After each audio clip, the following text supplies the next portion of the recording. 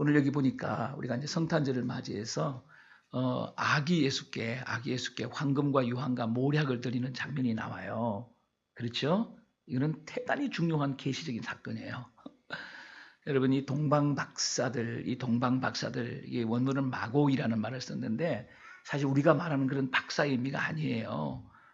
굉장히 높은 권위를 가지고 권력도 가지고 그리고 높은 계급의 사람이에요. 당시 고대 이 페르시아 제국에 있어서 굉장히 높은 권력을 가지고 권위를 가진 계급이에요. 어마어마한 계급이에요. 왕을 이렇게 돕는 그런 계급입니다. 왕들의 최측근에 있던 사람들을 우리가 마고이 그럽니다.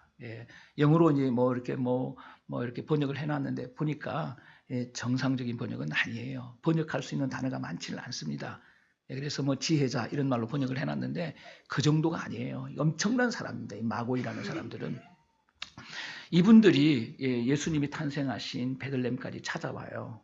찾아와서 뭐를 드리는 겁니까? 황금과 유황과 모략을 드리는데 이분들은 넌 크리스찬이에요. 넌 크리스찬입니다. 근데 이분들이 별을 연구하는 사람들이면 틀림이 없어요. 근데 별만 연구하는 사람이 아니에요. 이분들이 정말 놀라운 징조를 보는 거죠. 보고 이 유대 땅에 위대한 왕이 탄생했다는 그런 것들을 직감하게 되는 겁니다. 그래서 오랜 세월을 거쳐서 거의 한 1년 걸렸을 거예요. 오랜 세월을 거쳐서 낙타를 타고 베들레헴까지 오게 됩니다. 그래서 황금과 유향과 모략을 드렸다 이렇게 기록을 하고 있습니다. 넌 크리스찬이 예수님께 드린 선물이에요. 이 계시적인 사건이 있는 거예요. 되게 중요한 거예요. 이게 뭐냐 하게 되면 여러분 금이 황금을 드리는 거잖아요. 금을 드리는 거잖아요. 이 금은 왕을 상징하는 것입니다. 그래서 항상 임금들은 금호를 가지고 있었어요. 금으로 된 호를 가지고 있었기 때문에 금관을 쓰고 있었기 때문에 이 금 그러면 왕을 상징하는 거예요. 왕. 그러니까 왕이 태어났기 때문에 금을 선물로 준비하는 거예요. 그 다음에는 금하고 전혀 있잖아요. 관계가 없는 유향과 모략을 준비하는 거죠. 여러분, 이 얘기는 무슨 얘기냐면은 이 마태가 이 이야기를 기록했을 때에 유대인들은 동방박사가 금을 드렸어, 유향을 드렸어, 모략을 드렸어. 여러분 이것을 생각하면서 유대인들은 뭘 기억을 했느냐 하게 되면 뭐가 기억났을까요? 성소에 들어가게 되면 아주 중요한 기구들이 많아요. 그렇죠? 많은데 성소 안에 뜰을 지나서 성소로 들어가게 되면 오른쪽에 뭐가 있습니까? 오른쪽에 떡상이 있어요. 6개의 떡으로 된 떡상이 있습니다. 그 다음에는 제일 외치는 금촛대가 있어요. 7 금촛대가 있습니다. 그리고 이 지성소 중앙에 뭐가 있느냐면 지성소 앞에 뭐가 있느냐면 금미향단이 있어요. 금미향로 그래요. 금미향로. 요거는 직사각형으로 만들어진 건데 뿔까지 있습니다. 요거는 작은 재단이라고 보면 되겠습니다. 금향단, 단은 재단이거든요. 금향로, 향을 피우는 곳이기 때문에 금향로, 금향단 그럽니다. 요걸 생각한 거예요. 이거를 생각한 거예요. 여러분 이 금향단은 재단입니다. 작은 재단인데 향만 피우는 곳이 아니에요. 대제사장이 속죄소에 들어갈 때에 이 금향단에다가 향만 피우는 게 아니에요. 뭐까지 합니까? 이 뿔, 4개 뿔로 되어 있거든요. 이 뿔로 되어 있는데 이 뿔에다가 피를 발라요. 짐승의 피를 바릅니다. 이 뿔에다가 피를 바르는 거예요. 그리고 향을 피우는 거예요. 요게 금향단에서 하는 일이에요. 금향단에서 하는 일입니다. 속죄소에만 피를 뿌리는 게 아니에요. 그러니까 동방박사가 황금을 바치고 유향과 모략을 바쳤다. 금향단을 생각한 거예요. 마태는 지금 이걸 생각하고 이 본문을 기록하고 있는 거예요. 여러분 금향단이 무엇입니까? 금향단, 금으로 만든 이 제단에서 여러분이 향을 피우는데 뭘 피우는지 아세요? 어떤 향을? 유향과 모략을 피웠어요. 유향과 모략향을 여기서 피웠다는 거예요. 제일 좋은 향입니다. 이거 제일 좋은 향이에요. 우리가 영적으로는 예수 그리스도를 의미하는 너희는 그리스도의 향기라 이야기했을 때 예수 그리스도를 의미하는 향입니다. 제일 좋은 향입니다. 이게 유향이에요. 이게 모략이에요. 그게 금향단에다가 황금과 유향과 모략을 피웠다는 겁니다. 그러니까 이 탄생기사 동방박사가 황금과 유향과 모략을 들었다 할 때 이들이 뭘 기억합니까? 금향로를 기억한 거예요. 금향단을 기억한 거예요. 맞습니다. 이게 개적인 사건이에요. 이 불신자들이 한 얘기거든요. 예수님 앞에 와서 경배한 거거든요. 돈 들였다는 얘기가 아니에요.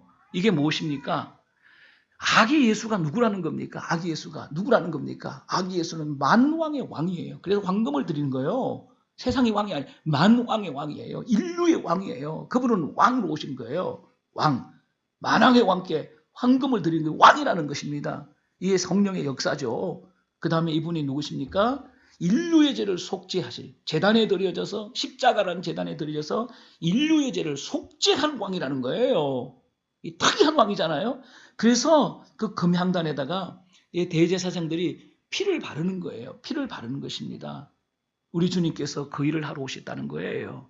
아기 예수의 탄생은 만왕의 왕이신 완전하신 하나님이 그는 근본 하나님의 본체시나 이 하나님이 육체를 입고 이 땅에 오신 아기 예수로 이 땅에 오셨어요. 이사야 9장 6절을 보면 이는 한 아기가 우리에게 낳고 한 아기로 오십니다. 인간의 몸을 입고 오신다는 거죠. 한 아들을 우리에게 주신 바 이 아들이 누굽니까? 예수 그리스도 하나님의 아들이에요. 하나님이 세상을 이처럼 사랑하사 독생자를 주셨으니 독생자가 누굽니까? 하나님의 아들이에요. 하나님의 아들을 주신 거예요. 그래서 죄 없으신 그 하나님의 아들이 십자가에서 제물 되신 거예요. 제물 되신 거예요. 그래서 우리의 인류의 죄를 속죄하기 위해서 이 땅에 오신 거예요. 그게 동방박사의 황금과 유황과 모략을 드린 금향단 사건입니다. 이렇게 연결되는 거예요. 오늘 이런 영상을 보는 데 제가 큰 감동이 있어서 준비한 설교는 아니지만은 이 말씀을 여러분에게 나눕니다. 오늘은요, 제가 소급이라는 제목으로 설교를 나눌 거예요. 여러분들 아마 이런 설교 제목은 지금 이게 아마 처음 듣는 것 같은데 우리가 지난번에 제가 와서 뭘 말씀드렸습니까? 형제가 연합하여 동거하는 게 얼마나 중요한지 이것에 대해서 말씀드렸습니다. 연합하면 살고 여러분 연합하지 못하면 망하는 겁니다. 죽는 겁니다. 연합이라는 게 그렇게 중요한 거예요. 여러분 부부가 연합하면 가정이 사는 거잖아요. 부부가 연합하지 못하면 안 되는 거예요. 너무 중요한 거예요. 여러분 가정에서 가족들이 연합하는 것도 중요하지만은요. 더 중요한 게 뭡니까? 하나님의 교회. 여러분 교회는 건물이 아니지요. 성도들의 모임입니다. 사람이 교회예요. 사람이. 건물은 교회가 아니에요. 사람이 교회예요. 사람이 모여있으면 그게 교회라고요. 그래서 여러분 이 사람이 모이는 이 교회는 뭐 해야 됩니까? 연합해야 돼요. 연합하여 동거하는 게 얼마나 멋있고 아름다운지. 그 이스라엘 백성들이 성전에 올라가면서 부른 노래예요. 그게 시편 133편이. 연합해서 동거하는 거. 이게 하나님이 보실 때 가장 아름답다는 거예요. 하나님을 기쁘게 하는 최고의 방법이라는 거예요. 그래서 우리는 목숨을 걸고 연합을 해야 된다. 연합을 해야 된다. 우리는 연합할 필요가 있어요, 지금. 지금 누가 누군지 잘 몰라요, 지금. 잘 모릅니다. 아는 사람들끼리만 아는 거죠. 이 연합해서 동거하는 게 우리 교회의 숙제예요, 지금. 이거를 잘 해내야 이 하늘정원 큰빛교회는 되는 거예요. 이걸 못하게 되면 하늘정원 큰빛교회는 될 수가 없어요. 연합해서 동거해야 돼요. 동거는 함께 사는 거거든요. 함께 사는 거예요. 그래서 그럼 연합해서 동거해야 되는데 그럼 동거하는 방법이 있다는 것이죠. 그 동거하는 방법 중에 아주 중요한 게 뭐냐면 스몰 그룹이에요. 소그룹입니다. 소그룹. 그래서 오늘은 이 동거해서 연합하게 사는 아주 중요한 방법, 구체적으로 연합해서 동거하는 방법, 이것이 얼마나 중요한지 성경이 이렇게 말씀하고 있거든요. 그래서 오늘 이 소그룹이라는, 스몰 그룹이라는 제목으로 여러분에게 말씀을 나눌 거예요. 특별한 내용은 아니에요. 들어보시면. 그러나 오늘 이 말씀은 우리 교회에 지금 굉장히 우리 교회가 순종해야 될 말씀들을 지금 제가 하나하나 와서 나누고 있는 것입니다. 여러분, 우리가 교회를 말할 때에 아주 중요한 단어들이 있어요. 교회를 말할 때 중요한 단어들, 그게 뭡니까? 성장이라는 단어예요. 성장이라는 단어, 성장이라는 단어, 이 growing이라는 단어입니다. 이 대단히 중요한 거죠. 그래서 예, 교회 성장 많이 들어봤잖아요. 우리 목사님들은 입만 열면 교회 성장. 목사님의 목표가 뭡니까? 교회 성장. 그게 맞는지 틀린지는 몰라요. 그래서 신학교에서도 교회 성장학이라는 게 있어요. 어떻게 하면 교회를 성장하냐? 교회를 성장시키는 방법들을 가르치는 거예요. 예, 그런 교회 성장학이라는, 이 성장이란 대단히 중요합니다. 교회는 커야 돼요. 생명 공동체이기 때문에 커야 됩니다. 안 크면 교회가 아니에요. 잘못된 거예요. 무조건 잘못된 거예요. 생명 공동체이기 때문에 커야 되는 거예요. 우리가 하나님의 아들이잖아요. 커야 되는 거예요. 개인적으로도 공동체적으로도. 그렇잖아요. 잘하는 거예요. 그럼 맞는 거예요. 굉장히 중요한 거예요.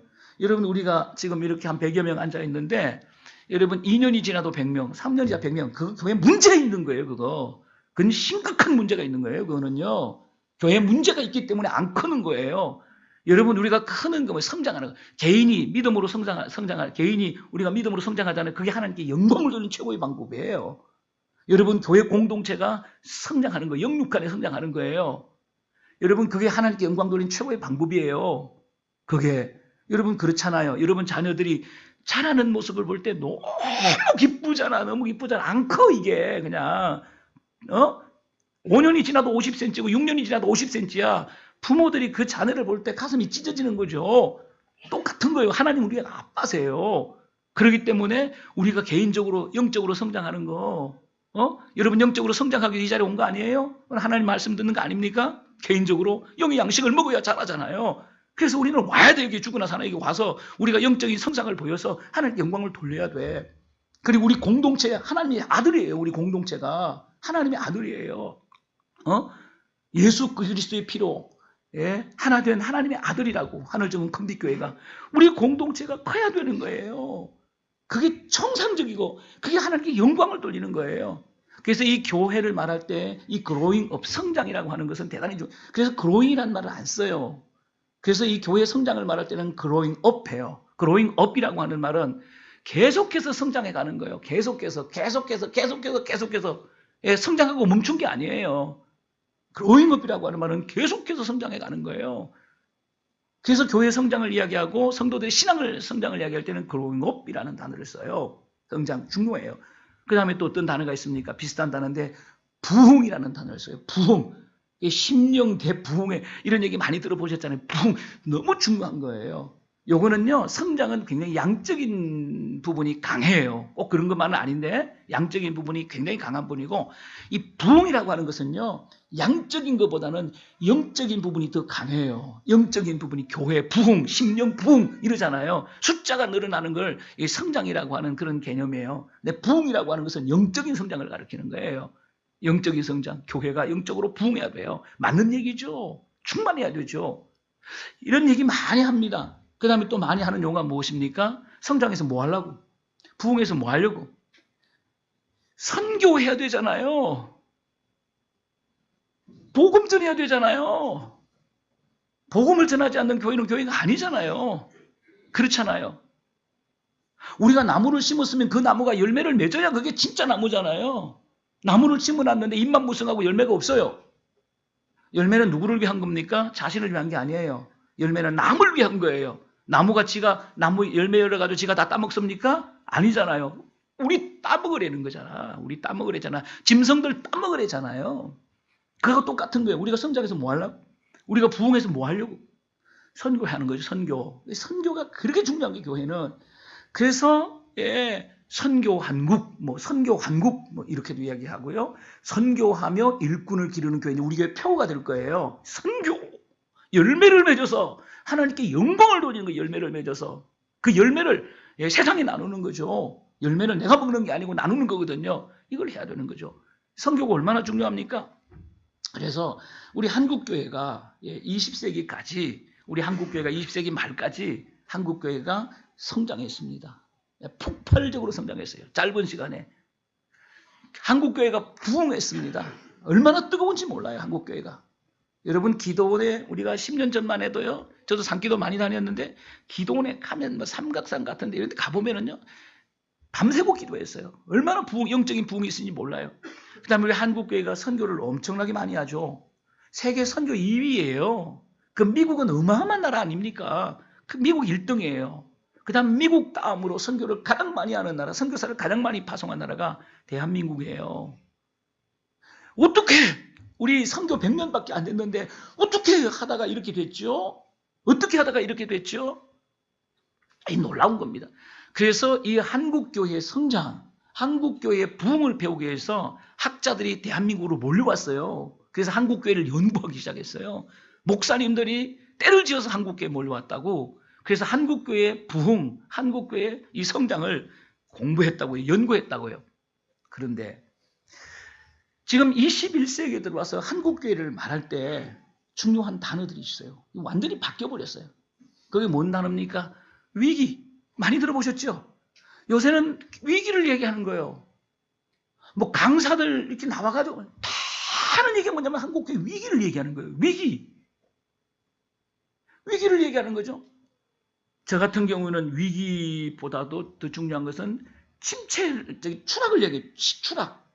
이제는 뭐 위기는 위기인데 막 추락하고 있다. 굉장히 빠른 속도로 추락하고 있다. 저는 이 추락을 얘기하고 있습니다. 그 다음에 또 뭐냐, 교회 분열. 왜 그렇게 싸우죠? 왜 그렇게 싸워? 아주 뒤지게 싸우지 않습니까? 왜 그렇게 싸워야 돼? 여러분, 교회가 싸우면 되겠습니까? 왜 그렇게 싸우냐고. 목사 장로들이 왜 그렇게 붙어 싸우냐고. 우리가 지들끼리 싸움질하라고 우리가 목사로 세웠습니까? 장로로 세웠습니까?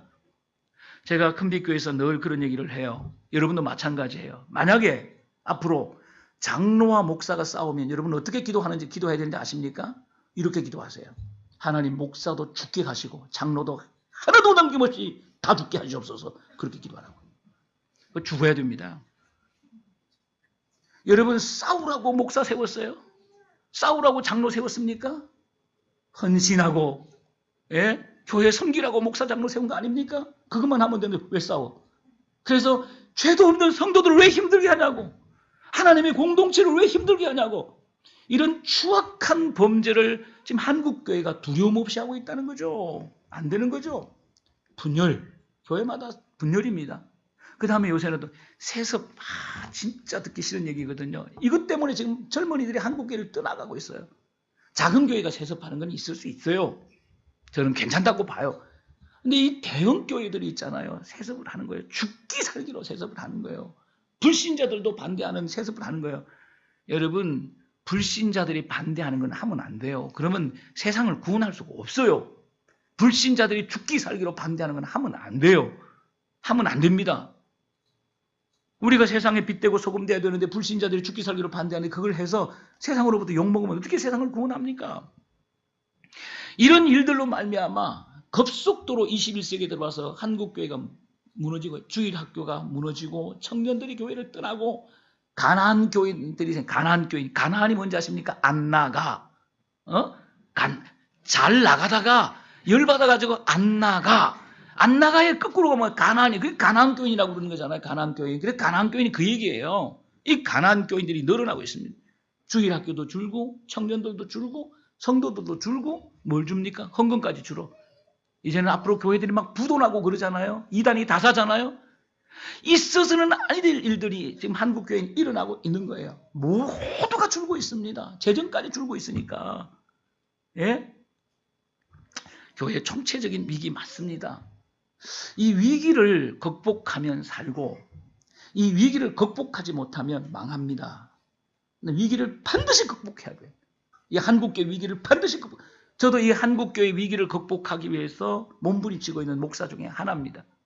어떻게 하면 이 한국교회 위기를 극복할 수 있을까? 많은 목사님들 앞에서 강의도 하고 교회를 다니면서 이런 방법들을 나눠주기도 하고 그럽니다. 그렇다면 어떻게 이 위기를 극복할 수 있느냐? 이게 대단히 중요한 거예요. 어떻게 이 위기를 극복할 수 있을까? 이것은 우리보다 앞서 위기를 경험하고 위기를 극복한 교회로부터 배워야 됩니다. 방법이 없어요. 그 노하우를 배워야 된다는 거죠. 여러분, 이 거대한 미국 교회는요, 1965년부터 1985년까지 약 20년 동안 장로교가 25%가 줍니다. 그 다음에 천공회가 2%가 줄고요. 감리교회가 16%가 줄고 그리스도의 제자교회가 42%가 줄어요. 그러니까 20년 동안 교회가 폭삭망한 거예요. 그냥 아주. 진짜 교회가 폭삭망한 거예요. 여러분, 이 미국 교회는 교회의 위기, 이 교회의 정체를 어떻게 극복했냐? 이건 굉장히 중요한 답이에요. 이게 전역에 관심이 많은 목사예요. 그래서 제가 책을 썼어요. 책을 한 권 썼어요. 나중에 여러분에게 나눌 수 있으면 제가 나눠드리겠습니다만은, 여러분, 그것은 뭐냐 하면 미국 교회가 위기를 극복하는 최고의 방법 중에 하나가 뭐냐면 바로 스몰 그룹이에요. 소그룹 목회입니다. 이 특별히 라이만 콜만 박사 같은 분이 주축이 돼가지고 이 소그룹 목회를 강조합니다. 예? 망해버린 미국 교회, 추락한 이 미국 교회를 회복하는 비결은 소그룹 목회밖에 없다. 그래서 이 소그룹 목회를 강조하기 시작합니다. 그래서 이 라이만 콜만 박사 같은 사람들은 이 세렌디피티 하우스라고 하는 소그룹 전문 기관을 세워서 소그룹으로 미국 교회를 일으킵니다. 이 세렌디피티라고 하는 이 소그룹 교재가 우리 한국에도 번역되어 나왔습니다. 저도 다 샀어요. 이 소그룹으로 교회가 회복이 될까? 이런 궁금하시잖아요. 미국 교회는요, 어느 정도 회복이 됐어요. 그 위기를 극복했습니다. 그래서 지금도 세계의 선교사를 제일 많이 파송하는 나라예요. 우리가 무시할 수가 없어요. 망한 게 아니에요. 미국 교회가요. 엄청난 부흥이 있고 우리가 지금 미국 교회를 배우고 있지 않습니까? 얼마나 많은 미국 교회를 공부하기 위해서 한국 교회 목사들이 갑니까? 그럼 소그룹으로 이 교회가 회복될까 하는 거죠. 됩니다. 아주 중요한 거예요. 여러분, 소그룹은 교회의 본질입니다. 교회의 본질. 목사님, 교회의 본질은 예수님 아닌가요?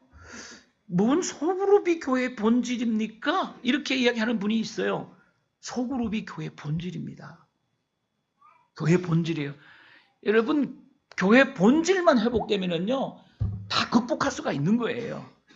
본질에서, 궤도에서 이탈했기 때문에 교회가 위기를 맞이하는 거예요. 돌아오면 되는 거예요.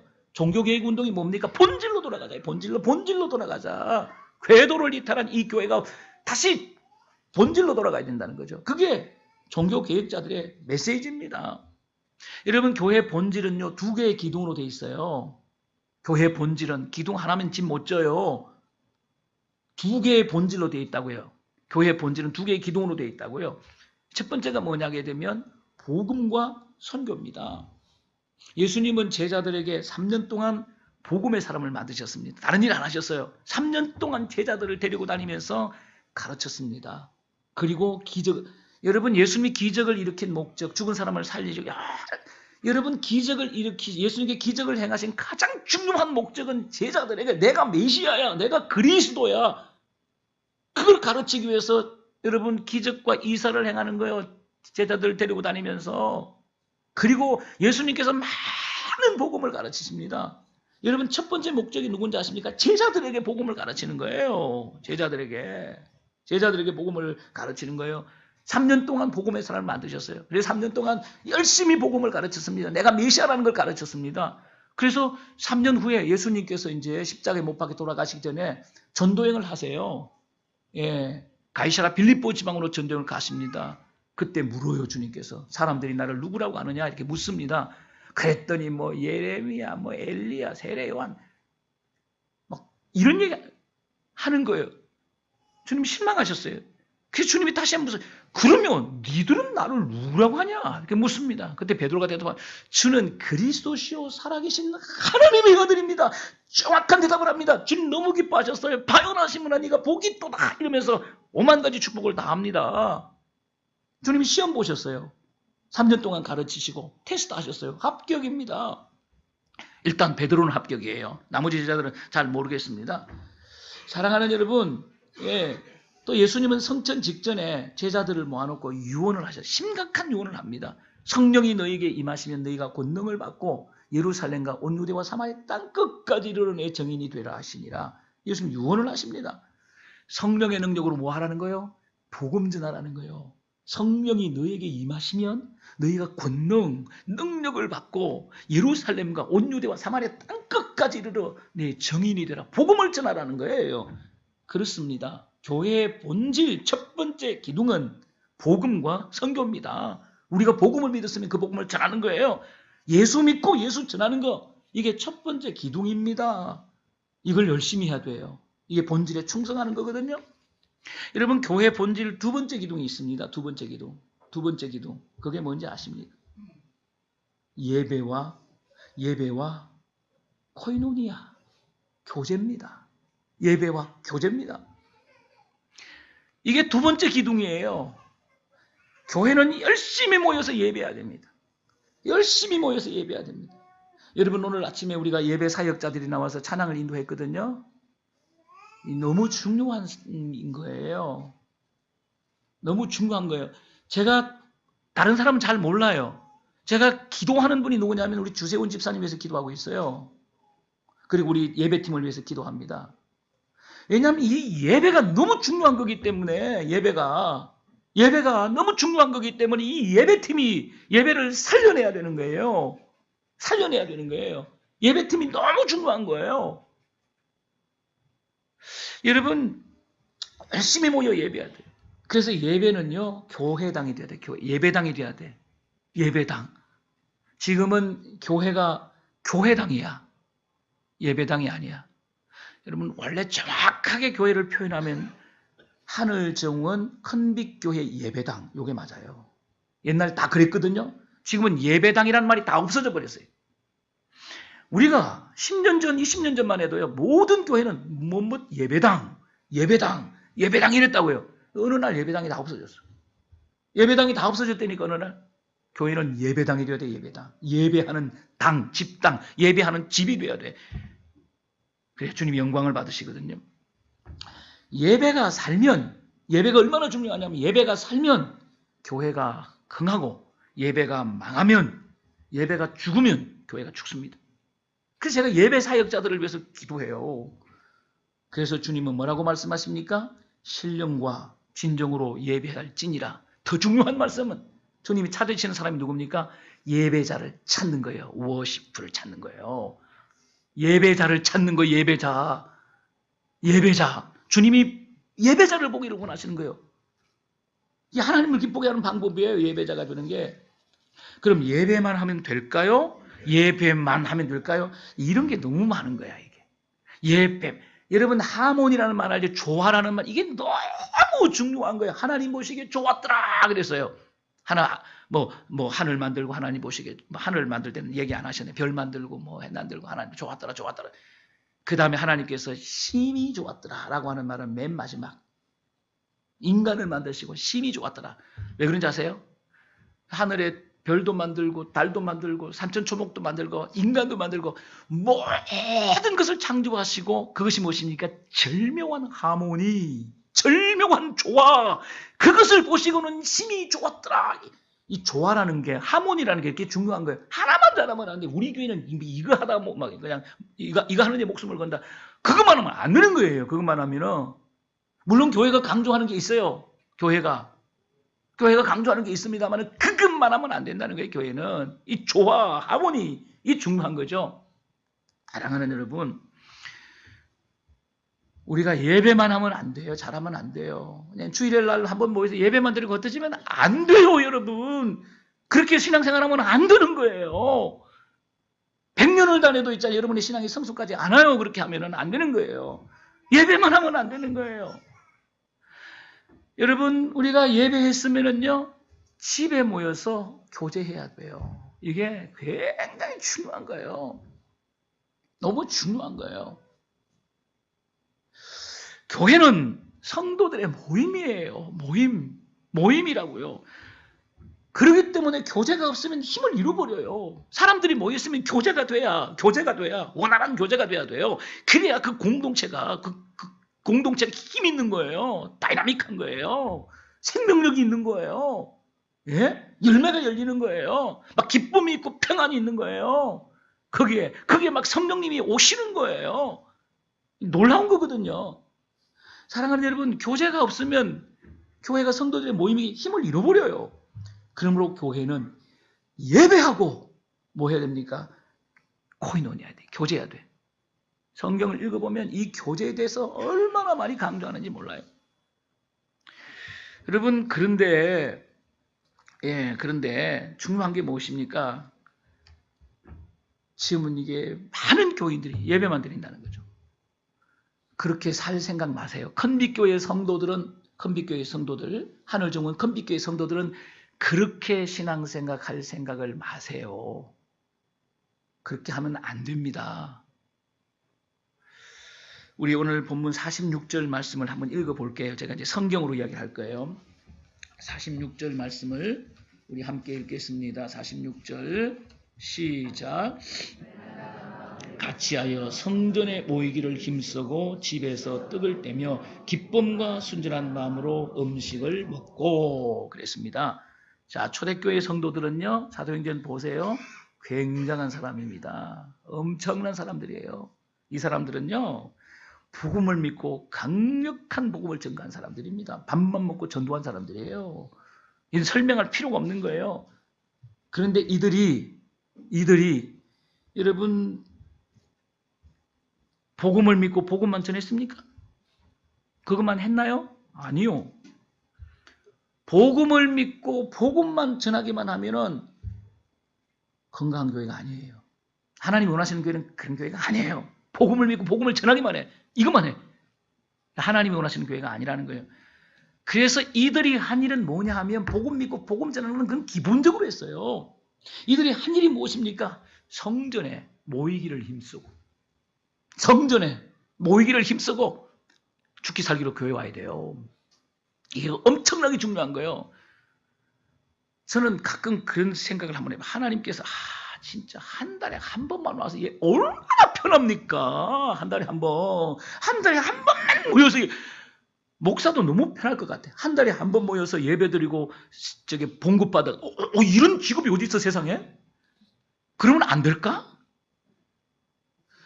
불교처럼 4월 초파일 날만 모여가지고 막 불공주 진짜 이런 것 좀 불교를 배웠으면 좋겠나?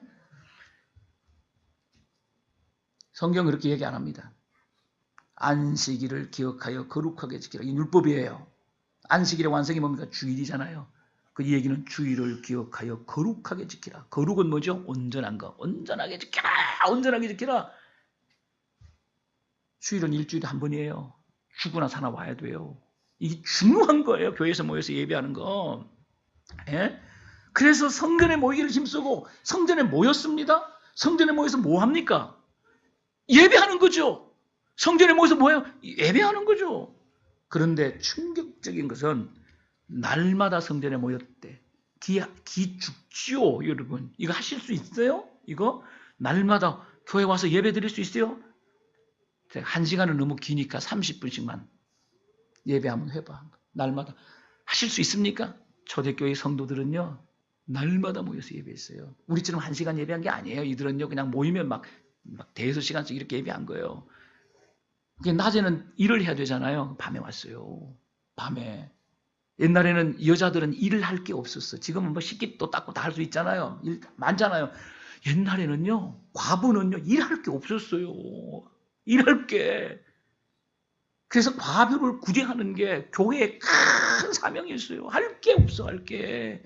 그러니까 이런 과부들이 매일 낮에는 과부들이 모였어요. 이 일이 없는 사람들이 모여가지고 하나님을 예배하고, 밤에는 낮에 일하는 사람들은 밤에 모여가지고 일하고, 그래서 밤에 떨어져 죽고 이러잖아요.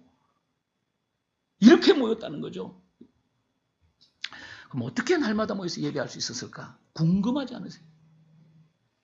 제가 그냥 성질이 급하니까 정답을 확 가르쳐 드릴게요. 저는 성령이 충만했어요. 저는 성령이 충만했다. 성령이 충만하면 가능합니다. 우리가 성령이 충만하기 때문에 교회 오는 게 너무 힘들어. 너무 힘들어. 성령이 충만하면 사람이 끌려옵니다. 사람이 힘으로 와요. 그러니까 얼마나 힘들겠어, 사람이 힘으로 하니까. 너무 힘든 거야, 아마. 부인한테 끌려서 오신 분 있잖아요. 어쨌든 다행이야. 끌려와도 온 게 은혜야, 은혜. 하여튼 잘하셨습니다. 이렇게 끌려오다 보면은 자기 발로 오겠지. 막 아침에 일어나, 교회 가야지. 이러 오겠지. 이런 날 오겠지. 가기 싫은데 또 안 가면 이 가정에 심각한 문제가 생길 것 같으니까, 이렇게 또 오시는 분도 있겠죠. 괜찮아. 기적입니다. 어쨌든 간에 끌려와도 온 거는 온 거니까 여러분 성령이 충만하면요 날마다 모일 수 있습니다. 할 수가 있습니다. 제가 고등학교 때 제가 어머니 말씀을 준비하다가 제가 고등학교 때 하고 제가 청년 때 하고 이제 신학생 때입니다. 청년 때 하고 제가 이제 전도사 뭐 이렇게 됐을 때 하고 목사가 됐을 때 하고 제가 3기로 나눠가지고 제가 어느 때 성령이 가장 충만했나 그걸 한번 생각을 해봤어요. 제가 고등학교 다닐 때 진짜 얼마나 성령이 충만한지 막 버스가 가잖아요. 뛰어들어가도 나는 안 죽을 주세원 집사님은 주고 들어가면 나는 안 죽을 것 같아. 나는 하나님 나를 택하셨고 하나님 나를 부르셨고 하나님 나를 안 죽을 것 같아. 제가 안 뛰어들어갔습니다. 뛰어들어가면서도 죽었죠. 생각이 그렇다 이거야. 막 성령이 얼마나 충만한지 모릅니다. 그런데 저희 집에서 교회까지가 한 1km 정도 돼요. 1km 정도가 되는데 제가 교회를 걸어가 본 적이 없어요. 그때는 자동차도 아무것도 없잖아요. 걸어가 본 적이 없어요. 딱 집 나면 뛰어요. 교회까지. 제가 달리기를 잘해서 그런 거 아닌 거 아시죠? 달리기 교회 가고 싶은 거예요. 제가 뛰어갔어. 그래가지고 제가 이제 전도사, 전임 전도사로 제가 그 모교회에서 제가 7년 동안 전도사를 했어요. 예, 목사님이 너 그냥 우리 교회에서 전도사라고 그래. 7년을 전도사로 하고. 그다음에 전임으로 이제 이렇게 전임 전도사를 나가게 됐어요. 7년 후에 나가게 됐는데 저를 아끼는 집사님 한 분이 윤 집사님이라는 분이 계셨는데 그분이 나를 불러더니 박 전도사. 가까이 지내는 분이니까 내가 어렸을 때 컸으니까 고등학교 박 전도사. 이제 전임 전도사에서 다른 교회 가면 제발 출석거리지 말고 뛰어다니지 마 그러더라고. 아이고 알겠습니다. 그건 뛸 일이 없어 가보니까. 교회 안에 사택이 있어. 뛰어갈 일이 없어. 그때부터 안 뛰었다는 거 아니에요. 정말 뛰어다녔어요. 교인들이 이걸 다 본 거죠. 막 땀을 삘삘 흘리면서. 교회에 빠진 거? 이런 거는 제 생전에 없었습니다. 생전에. 제가 5살부터 교회를 나갔는데 하루 종일 교회 가서 교회를 살았어요. 예배 보고 온 게 아니라 하루 종일 교회에 살았습니다. 예배가 막 기다려지는 거죠. 여러분 성령이 충만하면은요 첫 번째 현상이 뭐냐면 예배가 좋아. 예배가 막 기다려지는 거야. 내일 교회 가서 예배드리는 예배가 막 좋은 거야. 막 예배가 막 기다려지는 거죠. 그리고 예배도 막 최선을 다해서 예배 드리고 싶은 거야. 막 뜨겁게 예배, 하나님이 막 받으시는 예배를 막 드리고 싶은 거야. 이런 거죠. 성령이 충만하면 날마다 모일 수 있어요. 난 우리 하늘정원 큰빛교회 모든 성들이 성령이 충만하셔서 세 분 하면 좋은 거라면 날마다 와가지고 예배드리는 여기까지만 하겠습니다. 둘째는 뭐냐면 주님을 사랑하면 날마다 모일 수가 있습니다. 제가 이 깨달아졌어요. 주님을 사랑하면 날마다 제가 연애를 3번 했다는 거 아니에요. 그거 모르십니까? 우리 큰빛교회 출신들은 다 아는데 연애를 3번 했습니다. 제가 이래봐도 연애 꽤 잘해요. 키 작아가지고 얼굴이 새카마니까 필리핀 사람 같으니까 연애 못할 줄 알았죠. 저도 연애를 3번 한 사람이에요. 근데 제가 우리 교인들한테 늘 하는 얘기가 뭐냐면 2번을 골랐어야 돼. 3번 골라가지고 내가 고생을 엄청 한다. 이런 얘기를 저희 집사람한테 지금 100번 정도 했습니다. 얘기를. 근데 상처를 안 받아. 하여튼 연애했다는 게 얘기를 하고 있는 거예요. 지금 3번 했다는 얘기. 나도 훌륭한 사람이다 얘기를 지금 하고 있는 거예요. 그런데 제가 이 청년 때 한 자매와 사랑에 빠진 적이 있는데 제가 일주일에 7번을 만난 적이 여러 분이에요. 또 이렇게 연애할 줄 아는 사람이에요. 제가 일주일에 7번을 여러분 없을 거예요? 그런 분 있으면 오늘 점심 먹을 때 제 옆으로 와요. 오늘 같이 옛날 얘기 좀 하기. 여러분 사랑하면 못할 게 없어요. 사랑하면은요 일주일에 7번이 아니라 14번도 뭐예요? 사랑하면. 사랑이 힘이라는 거 아시죠? 사랑하면 못할 게 없어요. 못할 게. 사랑하는데 뭘 못해. 왜 순교하는지 아세요? 주님 사랑하니까 순교하는 거야. 여러분 초대교회 성들이 집 팔아서 논 팔아서 다 갖다 내잖아요. 물건을 서로 주님 사랑하면은요 다 할 수 있어. 주님 사랑하면. 초대교회 성도들은 성령이 충만하고 성령 충만한 게 사랑 충만이에요. 하나님을 사랑했기 때문에 날마다 성전에 모여서 예배했습니다. 예배만 했습니까? 오늘 설교의 결론이에요. 자, 예배만 했습니까? 답을 아시죠? 아니요. 이들은 예배하고 교제했다는 게 교제. 오늘 본문은 이렇게 말합니다. 집에서 떡을 떼며 기쁨과 순전한 마음으로 음식을 먹고, 집에서 떡을 떼며, 여러분 현대어 성경과 여러분 번역 성경을 보게 되면요 어떻게 기록되어 있는지 아세요? 집집마다 돌아다니며 음식을 먹었다 이렇게 번역되어 있어요. 집집마다 돌아다니며. 이게 번역이 더 좋은 것 같아. 집집마다 돌아다니면서 모였다는 거예요. 음식 먹는 거 굉장히 중요합니다. 이 교회 밥 먹어야 됩니다. 밥 먹어야 돼. 진짜 밥 먹어야 돼. 내년부터는 우리 그 식당 하시는 우리 양은임 군사님 좀 신경 써야 돼요. 조금 더. 예. 지금보다 조금 더. 지금도 잘하고 있지만 약간 미원을 많이 넣으면 돼. 음식 맛있게 하는 거는 방법이 없어. 미원 많이 넣으면 되네. 미원 많이 넣으면. 미원 많이 넣으면 돼. 일주일에 한 번 미원 한 번 먹지 뭐. 괜찮아. 맘만 내. 괜찮아. 미원 넣어도 괜찮으니까. 내가 미원 팍팍 사다 줄 테니까. 먹는 거 되게 중요해요. 음식은요 교제의 엄청난 도구입니다. 엄청난 도구입니다. 음식은요 중요한 도구입니다. 저는요 교인들이 밥 먹자면은요 제가 거절을 안 해요. 어떨 때는 저녁을 2번 먹은 날이 한두 번이 아니에요. 한두 번이 아니에요. 저녁을 2번 먹은 날이. 교인들하고 저녁 약속을 해놨어요. 근데 어떤 성도가 전화 와가지고 목사님 이렇게 오늘 한 4시쯤 시간 되세요? 4시에 시간 되지. 내가 저녁에 시간 약속해놨으니까. 4시에 만나고 났더니 식당 예약을 해놨다는 거야. 가서 밥 먹었다니까? 또 성도님 만나가 저녁 또 먹었다니까? 그러니까 배가 들어가질 않아, 배가. 이게 밥을 먹어야 교제가 됩니다. 먹는 거 엄청 중요합니다. 이게 얼마나 중요하면 성경에서 집집마다 돌아가면 밥 먹었대요. 떡 먹었다는 얘기는 이스라엘은 밥이에요. 우리나라 말은 밥이에요. 밥 먹었다는 얘기예요. 그래서 초대교회 성도들은요. 집집마다 돌아다니며 음식을 먹었고 교제했습니다. 예배를 통해서 하나님과 교제하고 교제를 통해서 성도들과 교제하는 거예요. 성도들과 교제하는 거예요. 예배를 통해서는 하나님과 교제하는 거예요. 하나님과 교제하는 거예요. 예배를 통해서. 예배를 통해서는 하나님과 교제하는 거예요. 교제를 통해서는요. 성도들과 교제하는 게 십자가예요. 교회 본질이죠. 교제가 살아있는 교회가 건강한 교회고 부흥하는 교회예요. 교제만 살아나면은요. 교회는 되게 돼 있어요. 능력 있는 교회가 되는 거예요.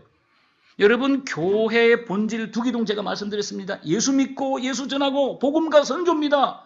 복음, 예수의 복음, 예수의 복음입니다. 선교 뭡니까? 세상에 복음을 전하는 겁니다. 십자가예요. 또 성전에 모여서 예배하고 집에서 모여서 교제하는 것입니다. 성전에 모여서 하나님을 예배하는 거예요. 그리고 집에서 막 교제하는 거예요. 십자가예요. 교회의 본질은요. 2개의 십자가예요. 오늘 교회 어떻습니까? 예수 믿어요. 전도도 합니다. 예배도 드립니다. 그런데 성도의 교제가 참 힘들어요. 지금 한국의 구역 예배가 안 돼요. 그래서 교회가 안 되는 거예요. 이 성도의 교제만 회복돼도 교회가 됩니다. 요새 성도들이 바쁘다, 뭐 귀찮다는 이유로 목자도 안 하려고 그래요. 그래서 목자, 보통 얘기. 이 부교육자 너무 힘들어요. 목장 모임 안 하려고 그래요. 그래서 교제가 힘들어요. 지금 한국에. 안 되는 거죠. 그래서 교회들마다 지금 교제를 포기하는 교회가 일어나고 있어요. 성도들의 모임이 재미가 없으면 여러분 세상에는 뭐가 재미가 있습니까? 뭐가 재미가 있어요? 성도들의 모임이 재미가 없으면 재미있는 게 뭐가 있어요? 성도들에게는 성도들의 모임보다 더 가치 있고 더 재미있는 모임이 없어야 되는 게 맞습니다. 성도의 교제가 재미있어야 신앙생활이 되는 거예요. 성도의 교제는 신앙생활에 너무너무 중요한 요소입니다. 예수님은 소그룹의 중요성에 대해서 이렇게 말씀하십니다. 마태복음 18장 20절이에요. 2-3 사람이 내 이름으로 모인 곳에서는 나도 그들 중에 있는 엄청난 얘기를 하는 거예요. 2-3 사람이 내 이름으로 모인 곳에 나도 그들 중에 있는 엄청난 얘기입니다. 여러분 2-3 사람이 주님의 이름으로 모인 곳이 무엇입니까? 2-3 사람이 모였어. 이게 뭐예요? 이게 뭡니까? 소그룹이에요. 소그룹이에요. 이걸 내년부터는 우리는 목장이라고 할 거예요. 목장입니다. 예수님께서 성도들의 소그룹, 성도들의 목장 가운데 어떻게 하시겠다고 합니까? 나도 그들 중에 있느니라. 핵폭탄입니다. 핵폭탄. 나도 그들 중에 있느니라. 예수님도 거기 계시겠다는 거예요. 무슨 얘기예요? 소그룹을 통해 내가 너를 만나겠다. 소그룹을 통해 내가 너를 위로하겠다. 소그룹을 통해서 너희들의 기도를 내가 듣겠다. 굉장히 중요한 얘기입니다. 그러므로 소그룹은 우리에게 영적인 축복입니다. 영적인 축복의 장이에요. 소그룹을 여러분의 삶에 중요한 것으로 취하셔야 됩니다. 소그룹을 귀하게 여기십시오. 소그룹을 사랑하십시오. 이 세상에서 가장 중요한 모임은 하나님과 교제하는 대그룹 모임, 예배 모임이에요. 그 다음에는 성도들과 교제하는 소그룹 모임입니다. 이보다 더 중요한 모임은 없습니다. 초대교회 성도들은 이 대그룹 모임, 예배 모임을 사랑했어요. 그래서 날마다 모였다는 거예요. 초대교회 성도들은 소그룹 모임을 사랑했습니다. 그래서 열심히 집집마다 돌아가면서 음식을 먹으면서 모였다는 거죠. 그 결과 어떤 일이 벌어졌습니까? 날마다 구원받은 사람들을 더하게 하시니라 교회가 부흥했다는 거예요. 교회가 부흥했습니다. 그렇습니다. 소그룹이 교회의 생명입니다. 소그룹이 건강하면 교회가 건강하고 소그룹이 잘 되면 교회가 잘 되고 소그룹이 부흥하면 교회가 부흥하는 거예요. 우리 에베소서 4장 16절 말씀을 다 함께 큰 소리로 읽으시겠습니다. 시작. 그에게서 온몸이 각 마디를 통하여 도움을 받음으로 연결되고 결합되어 각 지체의 분량대로 역사하여 그 몸을 자라게 하며 사랑 안에서 스스로 세우라. 그냥 얼른 이렇게 읽으니까 뭔 말인지 잘 모르겠죠. 제가 해석을 잘 해드릴게요. 오늘 이 말씀을 보면 아주 중요한 두 개의 단어가 반복해서 나옵니다. 온몸이, 온몸, 몸이라는 단어예요. body, 온몸이. 그 다음에 그 몸을, 몸이라는 말이 두 번이나 나옵니다. 몸이 무엇입니까? 지체들의 연합이에요. 대그룹이에요. 몸은 지체들의 연합, 대그룹입니다. 그러므로 몸은 대그룹이고 지체는 무엇입니까? 소그룹이에요. 소그룹. 소그룹입니다. 또 몸에 대해서 이렇게 말씀하십니다. 몸은 어떻게 해야 됩니까? 자라야 되잖아요. 성장해야 되잖아요. 몸을 자라게 하며 몸이 자라는 것이 교회의 자람이에요. 교회의 성장입니다. 그럼 어떻게 하면 이 영광스러운 몸이 자란다고 하십니까? 지체의 분량대로 역사하여 지체의 분량대로 역사하여 지체들의 역사, 소그룹의 역사를 통해서 교회가 부흥한다는 말씀이에요. 사랑하는 성도 여러분, 여러분은 하늘정원 큰빛교회를 사랑하시나요? 아직 대답 잘 못하실 줄 알아요. 여러분 그리스도의 몸인 하늘정원 큰빛교회를 사랑해야 됩니다. 여러분 기도하셔야 됩니다. 이거 기도하셔야 됩니다. 그렇다면 하늘정원 큰빛교회가 사랑한다면 잘 되는 일, 부흥하는 일에 헌신하셔야 돼요. 하늘정원 큰빛교회가 잘 되는 일이 무엇입니까? 첫째는 연합의 연합, 하나됨인 것입니다. 교회 공동체가 연합과 하나됨을 위해서 최선을 다해 주시기 바랍니다. 이것이 교회가 잘 되는 일입니다. 연합에 대한 말씀을 나눠드렸어요. 전도하는 거예요. 성도들이 전도해 교회가 부흥하죠. 성도들이 전도하는 교회가 부흥 안 해요. 내년에는 한 영혼을 전도합시다. 2명 하지 마. 2명 하지 마. 꼭 싸가지 없는 것들이 꼭 2명 전도해. 2명 하지 말고 1명만 전도해. 1명만. 1명만 하는 거예요. 1명만. 예? 우리 한 120명 정도가 이제 모일 거예요. 1명만 해. 그냥. 2명 하지 마. 2명 하면 지옥 가니까. 1명만 하자고. 내년에는 한 영혼을 목표해서 그 영혼을 위해서 금식하고 기도하자고요. 아주 전투적으로 전도해 보자고요. 그리하면 그래서 한 영혼을 주님께 드리자고요. 제물로. 한 영혼이 큰빛교회의 가족이 되게 하시자는 거예요. 이것이 교회가 잘 되는 일입니다. 세 번째는 오늘 말씀이에요. 소그룹에 헌신하십시오. 소그룹은 건강한 교회, 부흥하는 교회, 천국 같은 교회를 결정하는 중요한 모임이에요. 하늘정원 큰빛교회는 소그룹을 목장이라고 할 것입니다. 목장은 평신도가 목회하는 교회를 지향하는 목회 중에 하나예요. 목자의 지도 아래 가정에서 모이고 교회에서 모이는 일들을 구체적으로 안내할 것입니다. 잘 따라주시고 순종해 주시기 바랍니다.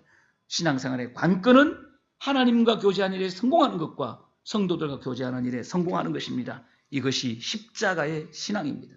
이 일에 헌신하면 여러분을 통해서 우리 큰빛교회가 성장하게 될 것입니다. 꼭 그렇게 순종해 주시기를 주님의 이름으로 축원합니다.